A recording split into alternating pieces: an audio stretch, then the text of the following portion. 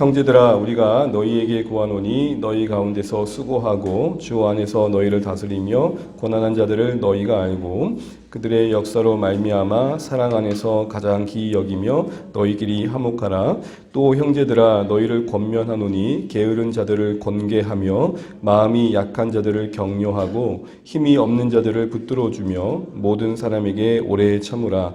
삼가 누구에게든지 악으로 악을 갚지 말게 하고 서로 대하든지 모든 사람을 대하든지 항상 선을 따르라.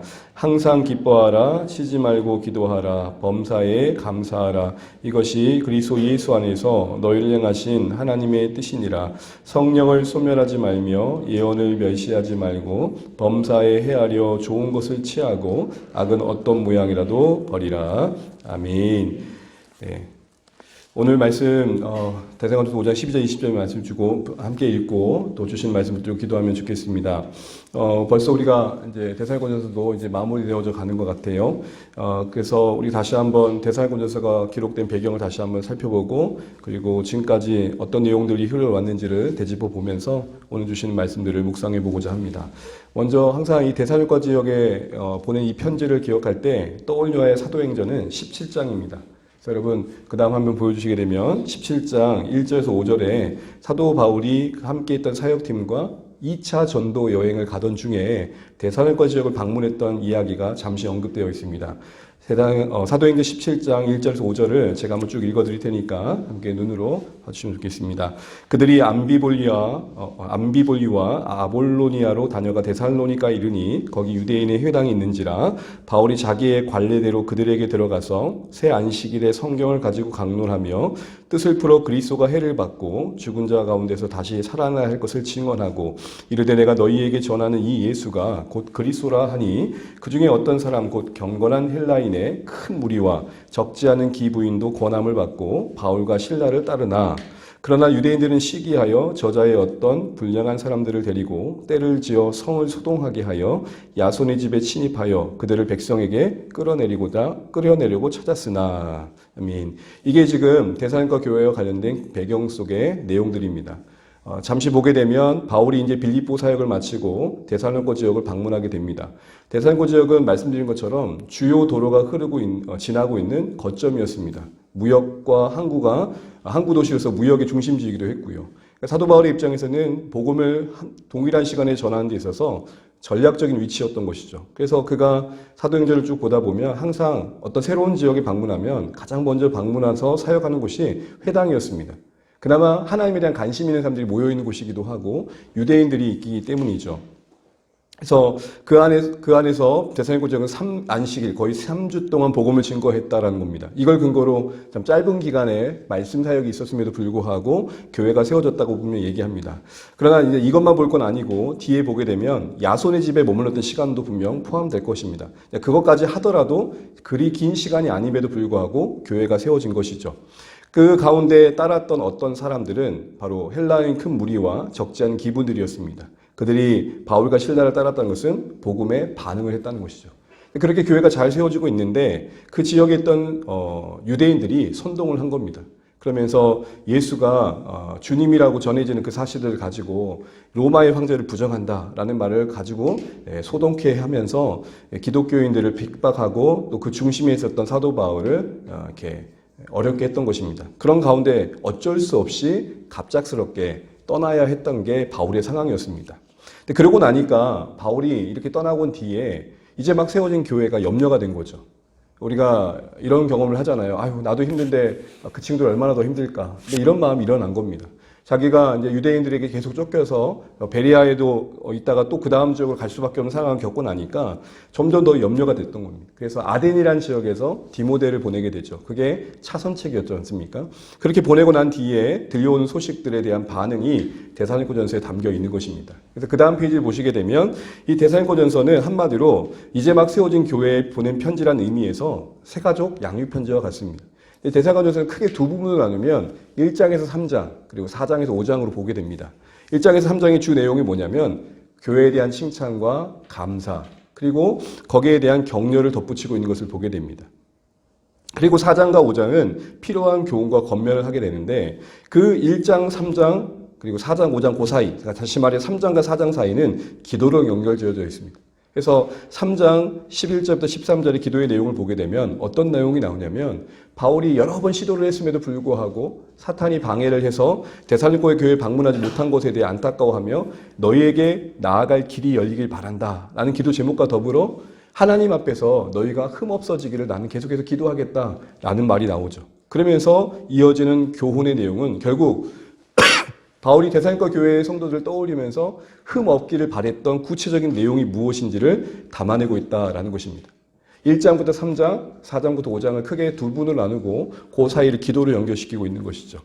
그래서 이런 겉면을 방문해서 알려줄 수 없으니 이제 편지라도 담아서 이야기했던 것입니다.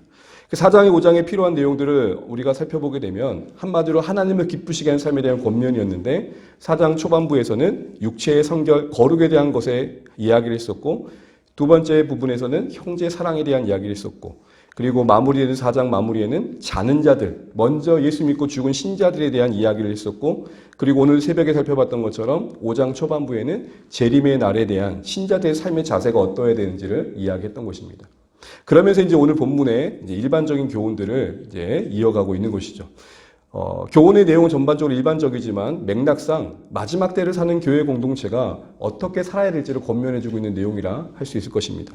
동일하게 말세를 사는 교회 공동체로서 우리는 어떻게 살아가야 될지를 교훈받게 되는 것이죠. 세 가지 이야기를 하는데요. 오늘 22절까지 세 가지 내용을 한번 살펴보도록 하겠습니다. 먼저 12절, 13절 함께 읽어보겠습니다. 12절, 13절입니다. 시작. 형제들아 우리가 너희에게 구하노니 너희 가운데서 수고하고 주 안에서 너희를 다스리며 고난하는 자들을 너희가 알고 그들의 역사로 말미암아 사랑 안에서 가장 기이 여기며 너희끼리 화목하라. 아멘. 여기 보시게 되면 너희 가운데서 수고하고 주 안에서 너희를 다스리며 권하는 자들이란 사람들이 언급되고 있습니다. 당시 교회의 지도자들을 말하는 거겠죠. 오늘도 말하면 교회의 사역자들을 말하는 것입니다. 너희 가운데서 수고한다라는 말은 그 너희 중심에서 가운데라는 건 중심에 서 있다라는 거죠. 그 무리의 회중의 중심에 서서 책임 있는 자세로 교회 공동체를 섬기는 사람을 말합니다. 수고했다라는 말은 땀 흘리고 애쓰는 걸 말합니다. 사력을 다했다는 것이죠. 그들이 했었던 것 중에 하나가 뭐겠습니까? 바울로부터 들었던 그 복음의 말씀을 다시 한번 가르쳐주는 거겠죠. 오늘날 교회 사역자들이 해야 주된 사역 중에 수고해야 될 것들이 무엇입니까? 바로 양식을 나누는 겁니다. 말씀의 양식을 열심히 나눠주는 거고 제대로 나눠주는 것이죠. 그들이 했던 또 하나의 일들은 주 안에서 다스린 겁니다. 이때의 다스림은 리더십을 발휘했다라는 것입니다. 영향력을 발휘했다는 것이죠. 그러나 그 범위는 주 안에서입니다. 이 말이 무슨 말입니까? 주님이 그들에게 지도자라는 권위를 주신 그 뜻과 목적, 그 방향에 합당하게 라는 말이겠죠. 그 뜻 아래서라는 의미일 것입니다. 그것은 구체적으로 어떻게 나타납니까? 권하는 자라는 모습으로 나타납니다. 주 안에서 리더십을 제대로 발휘하고 있는 것에 정말 합당한 모습은 권하는 모습이 나타나는 겁니다. 이때 권하는 건 뭡니까? 억지로 끌고 가는 게 아닙니다. 선한 본을 보이면서 말씀으로 격려하면서 일으켜 세워주는 자의 역할을 보여주는 겁니다. 이 권한다는 말의 다른 말은 세워준다라는 것입니다. 말씀의 사역을 통해 신방을 통해 상담을 통해서 결국 그 리더십이 발휘된 결과는 뭐냐? 세워지는 겁니다. 이게 바로 당시에 지도자 그룹들이 해야 할 일들인 거죠. 이런 일들을 하는 지도자들에게 성도들은 어떤 자세를 취해야 되느냐 할 때 12절 끝절을 보게 되면 이렇게 말합니다. 너희가 이렇게 권하는 자들을 알고라고 되어 있습니다. 이 알고의 원래 의미는 뭐냐면 존중하다라는 말입니다. 단순히 안다가 아니라 존중하다라는 것입니다. 너희가 그들을 존중해야 된다라는 말입니다. 또한 이어지는 말 13절을 보시게 되면은 사랑 안에서 기이 여기고 그리고 너희끼리 화목하라 말합니다. 얼핏 들으면 끼리끼리 화목해라 말 같지만 흐름상 이렇게 이해하면 좋습니다. 지도자의 그 권면과 또 섬긴 가운데서 수고 가운데서 말씀 안에 하나 되어서 너희들이 화목함을 이루어가야 될 것이다. 말씀이 중심된 하나됨을 이야기하는 것이죠. 그게 지도자에게는 가장 큰 위로가 되는 것이죠. 지도자를 존중하고 또 지도자의 어떤 위치를 기이 여기면서 그 말씀 아래서 그 섬김 안에서 한 몸을 이루어서 함께 하나됨을 이루는 그 모습을 오늘 지도자들을 통해 대해할 때 나타날 모습이라는 것입니다. 이것은 무조건적으로 지도자를 따르고 맹목적으로 추종하는 말은 분명 아닐 것입니다. 또한 반대로 지도자의 권위 그 자체를 무조건 부정하는 말도 분명 아닐 것입니다. 이 모습은 지도자와 성도들의 건강한 관계의 모습을 우리에게 보여주고 있는 것입니다. 성경의 가르침은 그걸 우리에게 가르쳐주고 있는 것이죠. 그런데 오늘날 이 악한 자는, 사탄은 이 말세가 될수록 이 교회 안에 이 건강한 모습들을 많이 균열케 합니다. 지도자를 흔들고 지도자와 성도 사이를 그 신뢰를 깨므로써 그가 의도한 바는 결국은 화목함을 깨는 것이죠. 말씀의 권위가 실추되어져서 그 안에 화목함이 깨어지고 성도들 마음의 실망감과 또 어떤 교회에 대한 냉소감이 만들어지는 것입니다. 소위 우리가 염증을 갖게 된다 그러죠. 그러면 다양하게 일어나는 게 뭡니까? 회피하게 되는 것입니다. 안타깝게도 우리가 겪고 있는 한국교회 안에 여러 갈등의 많은 이유 중에 하나는 사실은 지도자와 성도들 사이에, 회중 사이에 갈등이라고 해도 사실 가원이 아닙니다.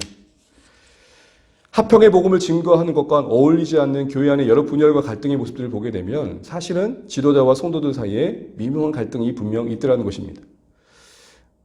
세상 새로운 것도 아니어서 늘 통계가 나올 때마다 보게 되면 청년들이 교회를 떠나는 이유들 중에 항상 첫 번째로 나오는 것은 교회 지도자들에 대한 실망감이다라고 되어 있습니다. 이런 모습들을 볼 때마다 결국은 오늘 성도들에게 바울이 권면했던 아름다운 모습으로부터 멀어진 교회 현실을 재차 확인하게 되는 것이죠. 그럼 여러분, 바울은 왜 지도자들을 성도들에게 존중하고 기이 여기라고 하는 것입니까? 바울이 왜 사랑 안에서 성도들에게 지도자들을 기이 여기고 또 그가 가리키는 말씀 안에서 화목하라고 말하는 것입니까? 오늘 13절 말씀을 다시 한번 보시게 되면 중요한 말 한 가지가 나옵니다. 우리 13절 말씀 다시 한번 보겠습니다. 13절입니다. 시작. 그들의 역사로 말미암아 사랑 안에서 가장 기이 여기며 너희끼리 화목하라. 그들의 역사로 말미암아라는 말씀을 주목해 보십시오. 이 말은 바꿔 말하면 그들이 하는 그 일 때문에라는 것입니다. 그들은 누굽니까? 수고하는 지도자를 말합니다. 무책임한 지도자들 아니고요. 그 주어진 지도자의 역할을 책임감 있게 감당하려고 수고하는 지도자를 말합니다. 그들의 수고로 말미암아 그들의 수고 때문에 기이 여겨라라고 말하는 것이죠. 바울은 지도자들의 위치를 딱 제시하면서 그들이 교회 가운데 부여된 역할의 근거에서 그들의 권위를 이야기하고 있다는 것을 여러분 주목하셔야 됩니다. 그들의 역사로 말미암아 그들을 조금 존중하고 기이 여기라고 말하고 있는 것입니다. 지도자라는 그 위치 그 자체가 타이틀과 그 직분이 갖는 권위를 말하는 게 아니라 그 역할과 책임의 막중함과 중요함 때문에 갖는 권위를 말하는 것입니다. 교회 안에 지도자가 세워졌을 때에 하나님이 디자인하신 그 목적과 뜻 안에서의 중요성을 말하는 것이죠. 그리고 그 역할을 제대로 감당하기 위해 수고하고 애쓰는 지도자들의 기이 여기고 소중히 여겨라라고 말하고 있는 것입니다. 그 범위가 모든 지도자가 아니라 그들의 역사로 말미암아에 담아내는 말처럼 지도자에게 주어진 그 역할을 책임감 있게 감당하려는 자들을 말하는 것입니다. 그렇게 애쓰는 지도자들을 소중히 여기고 기이 여기라는 것이죠. 그러므로 이 말씀에 근거해 본다면 지도자 당사자에게는 이렇게 적용되는 겁니다. 지도자는 자신의 어떤 직분과 타이틀 때문에 권위를 내세우면 안 된다는 겁니다. 내가 목사인데, 내가 교회 사역자인데 라는 것 때문에 권위를 갖는 게 아님을 알아야 된다는 것입니다. 뭐 때문에 권위를 갖는 겁니까? 그 맡겨진 역사, 그 맡겨진 일, 그 맡겨진 책임의 막중함 때문에 갖는 권위라는 것입니다. 특별히 좀 더 구체적으로 말하면 그 교회 안에서 그들이 해야 될 역사, 그 수고로움의 중심의 내용은 말씀 사역이죠. 그러니 그 맡겨진 수고, 그 맡겨진 역사, 다시 말해 맡겨진 말씀 사역을 통해서 하나님의 성품을 드러내고 하나님의 은혜를 드러내고 하나님의 뜻을 잘 밝히 드러내서 그 말씀이 주는 은혜 아래 성도들이 화목해하고 주님을 잘 따르는데 집중하는 것이 말씀 사역자의 또 지도자들의 중요한 수고의 내용이어야 한다라는 것입니다. 지도자가 중요한 이유는 지도자이기 때문이 아니라 지도자에게 주어진 그 역사, 그가 해야 될 일이 너무 중요하기 때문에 중요하다는 겁니다. 이걸 지도자들이 안다면 자신의 직분과 타이틀을 가지고 권위를 내세우는 게 아니라 그가 해야 될 수고로움을 근거로 자신의 권위를 세워갈 줄 알아야 한다는 것입니다. 이건 바꿔 말하면 목회자가 게으르고 안일하게 말씀으로부터 멀어지고 있고 그 사역의 본질로부터 멀어지고 있다면, 그래서 성도들이 말씀의 은혜로부터 메마름을 겪고 있다면 그거는 직무유기이고 권위의 상실이라는 것입니다. 또한 성도님들도 지도자의 이런 역할의 중요성을 인식하고 제대로 그 일이 이루어질 수 있도록 그 중요성을 기억하고 그 일이 제대로 이루어지는 것이 교회 사역에 얼마나 중요한지를 깨닫고 그런 측면에서 지도자를 격려하고 기도해주고 함께 할 수 있어야 한다는 것입니다. 오늘날 교회 안에 영웅들이 생기는 경우도 있습니다. 부득이하게 자연스럽게 만들어진 결과일 것입니다. 유명해지는 거죠. 유명한 그 자체가 문제겠습니까? 그러나 문제는 그게 결론이 될 때이고 그게 남는 전부일 때가 문제인 것이죠. 우리가 하나님께서 성도님들 교회 가운데 지도자를 세우셔서 부여하신 그 역할의 중요성을 알고 그 역할이 제대로 이루어진 것 안에서 지도자를 존중하는 그 어느 정도의 거리를 지켜야 되는데 사람 그 자체가 따르게 되어지는 거예요. 소위 영적 팬덤 현상이 일어나는 거예요. 그 사람이 무슨 말을 해도 이제는 괜찮아지는 거예요. 이건 되게 위험한 거죠. 그에게 주어진 역할과 역사 범위 안에서의 그 위치의 중요성이지 그가 지도자로서 감당해야 할 교회 안에 부여된 그 책임의 막중함 때문에 권위를 갖는 거지 그 사람 그 자체가 권위 있는 건 아니란 말이지. 근데 교회 생활을 하다 보면 가끔 어떤 목사님이 말하면 무조건 옳다고 말합니다. 그 말하는 바에 옳고 그름이 이제는 권위가 성경에 있지 않고 그분이 말했기 때문에 옳다라는 겁니다. 간혹 제 주변에 있는 지인들을 봐도 그런 모습을 봅니다. 자기 판단은 상실된 채 그 목사님 말했으니까 다 옳아. 그 지도자가 말했으니까 다 정답이야. 여러분 이건 되게 위험한 겁니다. 성경도 지도자를 존중해라. 말씀 사역자의 그 수고로움을 사랑해라, 기이 여겨라고 했을 때는 그들의 사역으로 말미암아라는 표현된 그 범위 그 이상 그 이하도 아니라는 것입니다. 지도자도 스스로 그 범위 아래에서 관의를 가지면 인지해야 되고 성도님들도 그 사역의 역할의 중요성 때문에 지도자를 격려하고 돕고 함께 할 수 있어야 된다. 라는 쌍방 간의 합당한 이해가 건강한 지도자와 성도자의 관계를 만들어 간다는 것입니다. 우리도 조한의 교회가 이제 시간이 흘러가면서 아무래도 제가 좀 더 많은 발언권을 갖고 있고 말을 하다 보면 그래도 은연중에 제가 더 많은 영향력을 끼칠 것입니다. 그러나 저 스스로도 그게 권위가 되면 안 된다는 것입니다. 끊임없이 말씀 앞에 으깨어지고 깨어지고 무너진 모습으로 여러분 앞에 서야 되고 여러분들도 목사인 저 자신에 대한 어떤 기대감보다는 목사라는 목회자라는 지도자라는 역할을 교회 가운데 허락하셔서 그 목회자를 중심으로 교회를 세워가시는 하나님의 일하심을 이해하는 범위 안에서 지도자의 위치를 존중해 줘야 되는 겁니다. 근데 그걸 넘어서 지도자를 너무 세워지게 되면 지도자를 망치는 겁니다. 그러니까 여러분 가끔씩 좀 째려보셔야 돼요. 목사님 이거 기도하고 요즘 안 하는 거 같은데 그게 저를 살리는 거예요. 그렇다고 이걸 또 문자적 그대로 받아들여가지고 내일부터 계속 째려본다고 이렇게 그러시면 안 돼요. 그들의 역사로 말미암아 이게 키워드입니다. 그들에게 주어진 지도자에게 주어진 그 역사, 역할, 책임 그게 교회의 사활을 걸 만큼 중요성을 갖는다는 측면에서 지도자가 중요한 거지. 지도자가 중요하기 때문에 지도자가 하는 모든 일이 중요하다고 말하는 것은 바뀐 겁니다. 주객이. 저 스스로도 그렇고 우리 모두도 그렇고 이런 바른 이해 속에서 지도자의 역할과 성도들의 역할을 잘 이해하고 함께 건강한 교회를 만들어갈 수 있는 우리 모두 되시길 바랍니다. 여러분 그럼 이런 아름다운 관계를 만들기 위해 이런 적정한 거리를 만들기 위해 필요한 게 뭘까요? 그걸 조율해주는 바로미터 같은 게 뭘까요? 사도행전 20장 28절에서 그 답을 한번 찾게 됩니다. 우리 함께 화면을 보시고 이 말씀을 한번 읽어보겠습니다. 함께 읽겠습니다. 시작. 여러분은 자기를 위하여 또는 온 양떼를 위하여 삼가라. 성령이 그들 가운데 여러분을 감독자로 삼고 하나님이 자기 피로 사신 교회를 보살피게 하셨느니라. 아멘. 제 평생에 이 말씀은 뼛속 깊이 새겨야 할 말씀인 겁니다. 저를 목회자로 세우셔서 교회의 한 지도자 역할을 감당케 하신 것은 하나님이 세우신 겁니다. 그런데 어떤 목적 가운데 세우셨냐 할 때 하나님이 자기 피로 사신 교회를 보살피는 그 목적 안에서 세우셨다는 것입니다. 이걸 분명히 인식할 때에 삼가하는 마음이 만들어지는 겁니다. 어느새 교회의 권력의 중심이 되어져서 내 말을 듣는 사람과 안 듣는 사람을 나뉘는 이런 못된 생각을 하는 것은 자기 피로 사신 하나님의 값주고 사신 교회의 그 귀한 가치를 제대로 보지 못하기 때문에 그것입니다. 성도님들도 하나님이 세우신 이 교회를 위해 목회자를 세우셨다는 관점에서 봐야지 목회자 그 사람과의 그 자신과의 여러분과의 관계 속에서 목회자를 이해하는 것은 합당치 않다는 겁니다. 우리 모두가 어디서 만나야 됩니까? 하나님이 이 교회를 피값 주고 사셨다. 이 안에서 만나야 되지 그 외 다른 곳에서 만나려고 하면 안 된다는 것입니다. 우리에게 각자에게 주한의 교회가 하나님이 자기 피로 사신 교회로 바라봐주시기를 축복합니다. 저에게도 그렇게 평생 바라봐줘야 됩니다.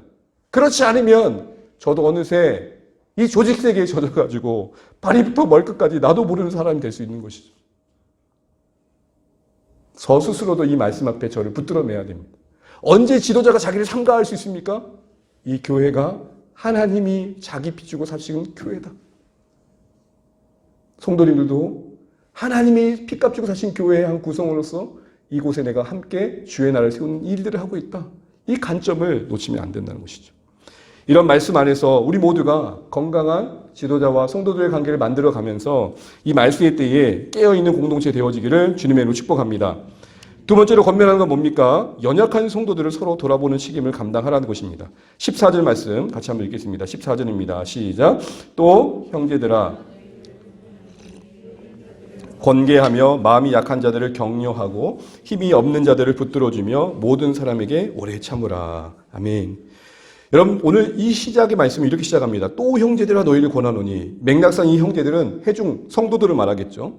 그런데 권면한 내용을 보게 되면 권계해라, 격려해라, 붙들어줘라 하는 말. 디모데 전서나 이런 말씀을 보게 되면 이거는 교회 지도자들에게 주었던 1차적인 책임이었습니다. 질문입니다. 목회자들에게 지도자에게 주었던 책임을 지금 형제들, 성도들에게도 같이 감당하라고 이야기하고 있는 이유가 뭘까요?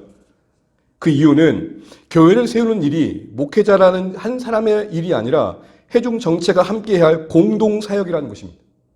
목양은 목회자만의 전유물이 아니라 그리스도의 몸의 한 구성원인 우리 모두가 그 상황과 역량 안에서 감당해야 할 일들이라는 것입니다. 우리가 그 몸을 다 돌아봐야 되고 살펴야 되는 책임이 우리 모두에게 있는 것이죠. 그래서 또 형제들아라는 말과 함께 지도자에게 주었던 그 역할들을 그들에게도 부탁하고 있는 것입니다.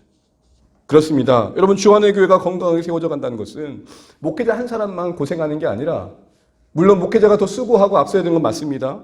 그러나 우리 모든 성도님들이 각자의 분량과 또 역량 안에서 그리스도의 몸의 구성원들을 돌아보는 그 일에 공동 책임이 있다는 사실들을 잊으면 안 된다는 것이죠. 적어도 내가 기도해야 되는 부분들, 적어도 내가 함께 관심 갖고 살펴야 될 부분들이 있더라는 것입니다. 그럼 특별히 데살로니가 교회 안에 살펴야 될 땐 무리들은 누구입니까? 연약한 성도들은 누구인가요? 첫 번째는 게으른 자들입니다. 그 게으른 자는 뭐라고 말합니까? 권계해라라고 말합니다. 특별히 이 데살로니가 교회 안에 이 게으른 자들의 특징은 뭐냐면 잘못된 종말론에 빠진 사람들입니다. 임박한 재림론에 빠진 사람들입니다. 이들의 특징이 뭐죠? 이제 곧 망할 텐데, 이 멸망할 텐데 굳이 애써서 일할 필요가 뭐가 있냐는 겁니다. 그러면서 자기 일을 포기하고 등한시하는 겁니다. 더 나아가 아직은 주님이 오지 않았으니까 또 생계를 유지해야 되잖아요. 그러니 교회의 사랑을 요구하는 겁니다. 아니 교회가 사랑이 있으면 나가 살펴야 되죠. 그러면서 돕지 않으면 교회에 사랑이 없다고 소란을 피웠던 것입니다. 무슨 말입니까? 도움을 받는 걸 당연시 여겼다는 것입니다.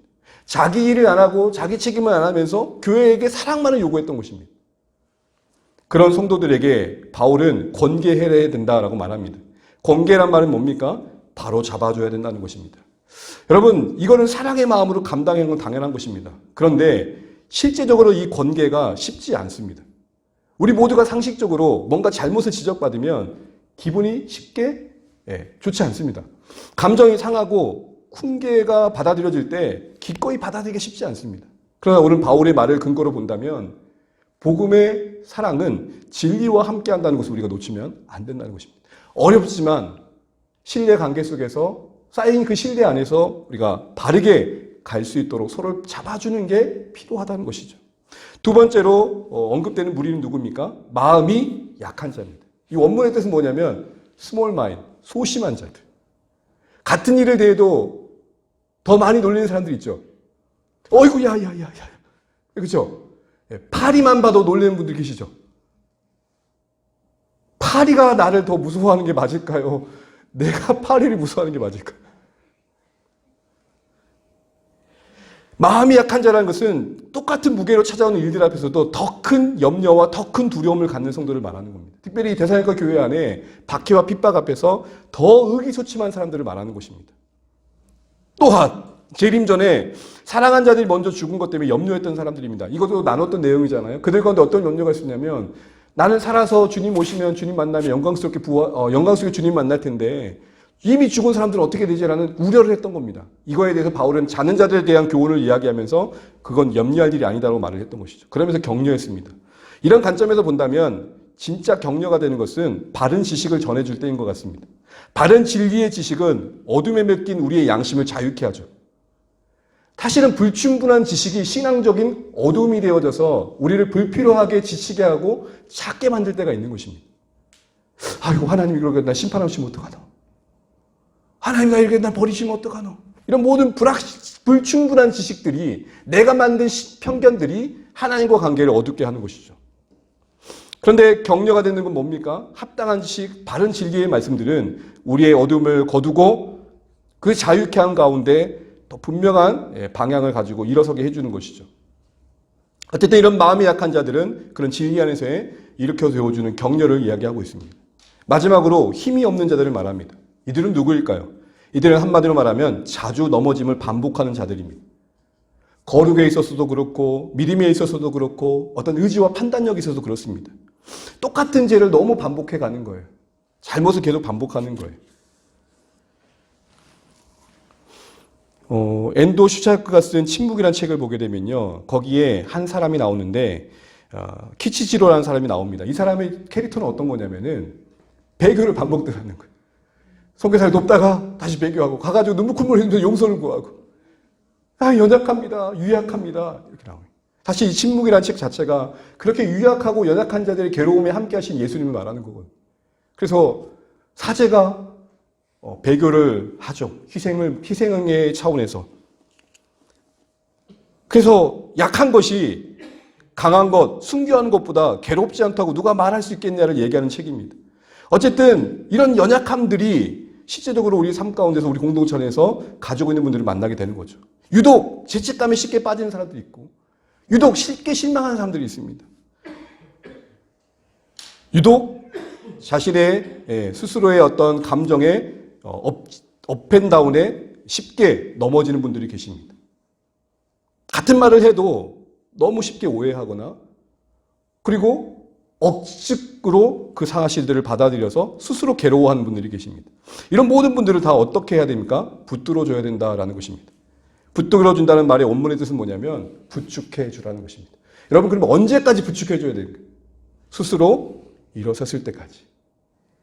그래서 여러분, 이 붙들어주라는 말, 격려하라는 말, 앞에 건개하라는 말의 시제는 뭐냐면 현재 완료입니다. 무슨 말이죠? 계속 수고로 계속 해야 될 일이라는 것입니다. 그래서 이렇게 결론을 맺는 것입니다. 우리 14절 말씀 다시 한번 읽어보겠습니다. 14절입니다. 시작. 또 형제들아, 너희를 권면하노니 게으른 자들을 권계하며 마음이 약한 자들을 격려하고 힘이 없는 자들을 붙들어주며 모든 사람들에게 뭐하라? 오래 참으라. 앞에 언급했던 힘이 없는 자, 마음이 약한 자, 게으른 자들, 그들을 권계하고 격려하고 붙들어주는 계속된 일들을 할 때 결국 모든 사람들에게 공통적으로 요구되는 건 뭡니까? 오래 참아라. 왜 오래 참음이 요구되는 겁니까? 왜 인내가 요구되는 겁니까? 사람이 쉽게 변하지 않습니다. 여러분, 예수님 믿는 그 순간 우리 기질이 바뀌거나 우리 성향이 바뀌거나 우리 외모가 바뀌는 게 아니잖아요. 그걸 떠안고 새로운 삶을 요구받는 것이죠. 그러니 옛 내 모습과 이별하는 게 만만치 않아요. 신자가 되면 이전에 잘못된 습관과 잘못된 생각과 옛 모습을 털어내야 되는데 그 한 걸음 한 걸음 내딛는 게 만만치 않다는 것입니다. 그래서 주님 닮아 가는 그 일들이 하루아침에 이루어진 일이 아닌 것이죠. 그래서 우리는 부름받은 신앙의 여정 속에 각자의 싸움이 있습니다. 그렇지 않습니까? 자기 나름의 싸움이 있잖아요. 주님 닮아가는 데 있어서 정말 반복적으로 넘어지는 부분들, 우리가 본문에 만나면 힘이 없는 자들처럼 자꾸 넘어지는 부분들이 있고, 그래서 붙들어주는 피부마음이 있다는 것이고, 마음이 연약한 부분들이 있고, 우리 안에 게으른 부분들이 있죠. 이런 모든 부분들에 대해서 우리는 이런 하나님의 손길 안에서 케어가 필요하고, 그 과정 속에 우리는 인내가 필요하다는 것입니다. 이건 서로에 대해서 그러겠죠. 자신에 대해서 그렇고요. 그래서 우리는 모든 사람이 오래 참으라는 말씀에 근거해서 서로에 대해서 예수님의 사랑과 인내를 보이는 게 필요하고, 끝까지 건면하고 붙잡아 주려고자 하는 선한 의지와 관심이 성도들 사이에 필요하다는 것입니다. 그래서 성도들에게 서로 이런 마음이 느껴져야 됩니다. 아이고, 교회가 그래도 나를 포기하지 않았구나. 이 가정에서 우리가 자라가게 되는 것이죠. 사실 우리가 교회 생활을 하다 보면 어려운 것 중에 하나는 나와 기질적으로 성격이 맞지 않는 사람들을 만나게 된다는 것입니다. 그래서 피곤함을 느낍니다. 그게 너무 싫은 분들은 때로는 교회만 다니고 예배만 드리다가 곧장 집으로 돌아가는 경우도 있습니다. 그러나 우리는 서로에게 인내를 요구받고 있다는 것을 아셔야 됩니다. 우리가 보기 싫은 서로를 이해하려고 힘쓰고 가능한 격려하고 함께 하려는 화평을 배워가는 가정 속에 예수의 분량이, 그 장성한 분량이 우리 안에 자라가는 것이죠. 이런 부르심에 우리가 서 있다는 것입니다. 그래서 성도들에게 이렇게 말한 겁니다. 바울이 모든 사람에 대하여 오래 참으라. 우리 자신에 대해서도 인내를 요구받고 있는 것입니다. 이제 마지막으로 바울은 이 말세의 때에 이렇게 지도자와 성도들과 관계의 건강함과 함께 또 성도가 서로 돌아보는 공동 사역에 함께할 것과 이제는 각자가 하나님과의 관계 속에서의 그 책임 있는 삶을 요구하고 있는 걸 보게 됩니다. 16절부터 18절까지 함께 먼저 읽어보도록 하겠습니다. 16절 18절입니다. 시작. 삼가 누가 누구에게든지 악으로 악을 갚지 말게 하고 서로 대하든지 죄송합니다. 15절부터입니다. 15절부터 시작. 삼가 누가 누구에게든지 악으로 악을 갚지 말게 하고 서로 대하든지 모든 사람을 대하든지 항상 선을 따르라. 항상 기뻐하라. 쉬지 말고 기도하라. 범사에 감사하라. 이것이 그리스도 예수 안에서 너를 행하신 하나님의 뜻이니라. 아멘. 15절부터 18절까지 네 가지의 이야기를 하면서 사실은 반복되는 표현 중에 하나가 항상이란 말이고 이 모든 것을 하나님의 뜻이라는 걸 묶어내고 있습니다. 먼저 우리는 하나님의 뜻하면 그 초점이 앞날에 대해 맞춰질 때가 참 많습니다. 앞으로 나를 향한 하나님의 계획이 뭐냐? 사실은 개인적인 측면에서 하나님의 뜻을 이야기할 때가 참 많습니다. 그런데 하나님이 말씀하신 하나님의 뜻은 지금 여기서 우리가 해야 될 게 뭐냐는 게 더 우선적이라는 것입니다. 그러므로 여러분 오늘 15절 이하에서 말하고 있는 하나님의 뜻에 대한 성도들에 대한 권면은 항상 지금 우리 자신에게 우선된 뜻을 먼저 생각하고 순종하라는 것입니다. 그런데 우리가 하나님의 뜻을 생각하면 먼저 떠오르는 게 뭐죠? 앞으로 나에 대한 하나님의 뜻이 뭔가가 더 중요하죠.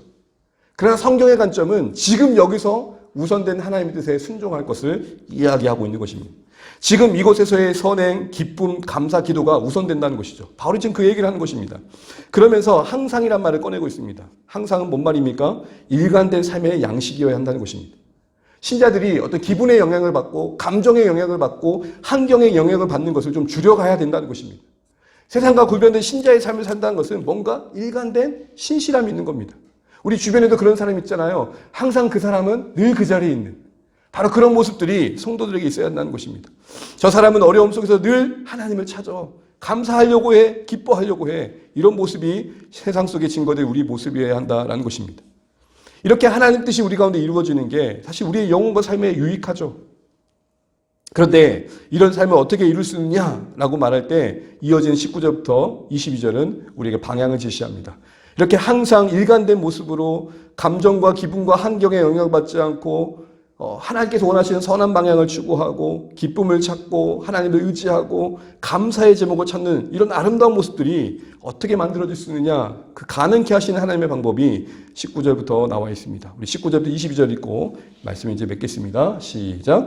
성령을 소멸하지 말며 예언을 멸시하지 말고 범사에 헤아려 좋은 것을 취하고 악은 어떤 모양이라도 버리라. 오늘 19절과 22절을 한 묶음으로 해석한다라는 측면에서 보게 되면 결국 앞에 말하는 이 항상인 삶, 항상 기뻐하고 항상 기도하고 항상 감사하고 항상 선을 추구하고자 하는 이런 모습들은 성령의 도우심 가운데 이루어질 수 있음을 말하는 것입니다. 성령을 소멸치 말라는 말이 바로 그걸 얘기하는 거죠. 성령께서 그렇게 너희들의 삶의 현실 속에서 우선되는 하나님 뜻이 이루어지도록 도우신다는 겁니다. 근데 그거를 신자들이 부정적인 측면에서 소멸하는 것은 결국 그 하나님의 원하시는 뜻을 이루지 못한다라는 것입니다. 그러면서 동시에 언급되는 내용이 뭡니까? 예언을 멸시치 말고라는 것이죠. 이때 예언은 계시된 말씀을 하나님께서 우리에게 주신 말씀이라 말할 수 있고 그 말씀을 잘 풀어준 강해된 설교라고 할 수 있을 것입니다. 어쨌든 그 말씀을 멸시하지 말고라고 되어 있습니다. 성령을 소멸치 말과 예언을 멸시치 않으면 같이 가는 이유가 뭘까요? 성령이 우리 안에 이런 항상 기뻐하고 항상 감사하고 항상 기도하는 삶을 만드는 데 있어서 성령이 말씀 가운데서 함께 역사한다는 것입니다. 말씀으로 우리를 일깨워 주시고 말씀으로 우리를 해결케 하시고 말씀으로 하나님의 섭리를 재차 확인하게 하시고 말씀으로 우리 마음을 리프레시하게 하셔서 결국은 우리 안에 항상을 만들어낸다는 것입니다. 우리 영혼이 맑아질 때가 언제세요? 우리 마음이 뭔가 새로워질 때가 언제세요? 그래도 말씀이 우리 가운데 현실적으로 와닿을 때잖아요. 성령께서 그렇게 하심으로써 우리 삶에 항상을 만들어내는, 변치 않고 신실한 삶의 일관된 모습을 만들어내는 것입니다. 그렇게 예언의 말씀을 멸시하지 않는 것은 이어지는 21절, 22절처럼 범사에 말씀에 비추어서 판단하는 묵상이 있는 것입니다. 그러면서 취할 걸 취하고 버릴 걸 버릴 줄 아는 선택이 있는 것이죠. 막연하지 않다라는 것입니다. 사랑하는 성도 여러분, 오늘 바울은 이제 마지막 때를 사는 성도들에게, 교회에게 세 가지를 권면합니다. 먼저 지도자와 성도들 관계의 이야기를 꺼냅니다. 건강한 교회가 되어 가려면 말씀 사역자가 그 역할을 제대로 감당해야 되고 그들의 사역 때문에 그들의 사역이 얼마나 교회에 사활을 걸 만큼 중요한지를 깨닫고 성도들이 그걸 바르게 이해하면서 함께 존중하고 그 사역을 격려하고 화목함을 이루어가는 모습이 필요하다는 것이죠. 이걸 위해 우리는 하나님이 그 자기 피로 사신 게 교회임을 볼 줄 알아야 한다고 했습니다. 두 번째로는 바울은 이 마지막 때에 성도들이 목회자 한 사람만 교회를 돌아보는 게 아니라 우리 모두가 공동사역 책임자로서 서로를 돌아보는 그리스도의 몸을 세운 역할을 부여받았음을 잊지 말라는 것이고 그 결론은 어떤 사람이든지 오래 참으라는 것입니다. 쉽지 않은 요구를 받고 있는 것이죠. 그리고 마지막으로 우리 각자에게 요구하시는 것은 한마디로 말하자면 하나님의 뜻을 생각할 때 앞으로의 나에게 관련된 뜻만을 생각하고 앞으로 내가 어떻게 될지만 생각하는 게 아니라 진짜 하나님의 뜻은 지금 여기서 가장 우선된 것에 순종이다라는 것입니다. 그것은 선을 추구하는 거며 기뻐하는 거며 기도하는 거며 감사하는 거죠. 이걸 위해서 성령께서 우리를 말씀 안에서 도우신다는 겁니다. 결국 우리는 말씀 앞에 다시 머물며 오늘의 우리의 삶을 인도해 가신 하나님의 이끄심을 경험해야 할 자리에 있는 것이죠. 여러분, 말씀으로부터 멀어지면 멀어질수록 죄와 가까워지는 것입니다. 우리는 죄와 싸우는 게 아니라 말씀의 거리에서 승부하셔야 되는 겁니다. 우리는 죄와 싸우는 게 아니라 말씀과 가까워짐으로 죄를 떨쳐내는 능력을 공급받는 것입니다. 그래서 누가 이런 말을 명언을 하더라고요. 더티 바이블, 클린 하트. 발음이 좀 촌스럽지만 성경이 더러워야 마음이 깨끗하다. 그러면 제 성경은 깨끗하지 않으면 내 성경은 너무 깨끗하면 마음은 더럽다는 말이 이렇게 이해하시면 안 되죠. 항상 성경을 가까이 하자는 거죠. 말씀의 밑줄을 긋는 가운데 내 삶의 밑줄이 그어지는 거죠. 우리는 죄와 싸우는 삶이 아니라 말씀과 함께 붙들려서 죄를 자연스럽게 이겨내는 자리에 부름받았다는 것을 잊지 않으시고 우리의 이 말세의 때에 더 깨어있는 삶이 어떻게 가능한지를 주시는 말씀의 권면을 따라서 더 말씀에 가까이함이 회복되시는 우리 모두 되시길 주의 이름으로 축복합니다.